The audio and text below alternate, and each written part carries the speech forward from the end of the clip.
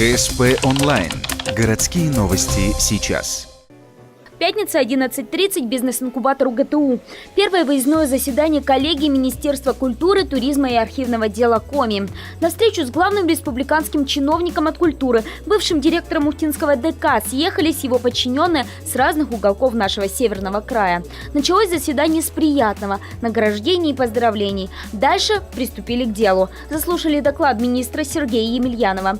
В первую очередь его речь была посвящена стратегии государственной политики в сфере культуры в период до 30 года. В нашем регионе она, по словам чиновника, напрямую завязана на сохранении нашего богатейшего культурного наследия.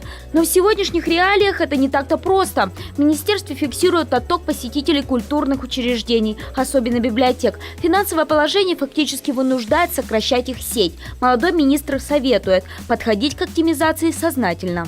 Я призываю вас не губить сгоряча, не забывать о подписанном нами с вами соглашении, о согласовании своих планов по оптимизации учреждений, в особенности в малых населенных пунктах.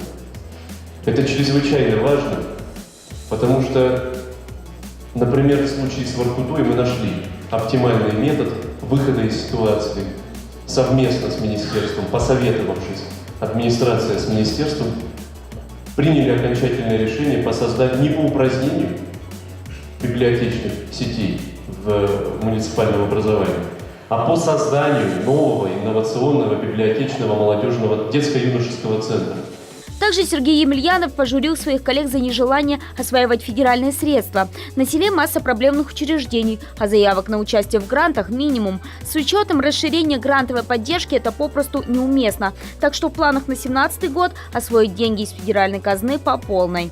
В 2017 году будут отремонтированы 12 учреждений культуры, 39 учреждений смогут укрепить свою материально-техническую базу в рамках финансирования из федерального бюджета.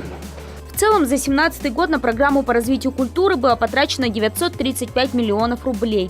В текущем году сумма, скорее всего, вырастет, так как к программе присоединилось перспективное направление развития туризма. Этот вопрос отдельно обсудили уже на второй части встречи, на заседании, созданного при Министерстве культуры Координационного совета по туризму.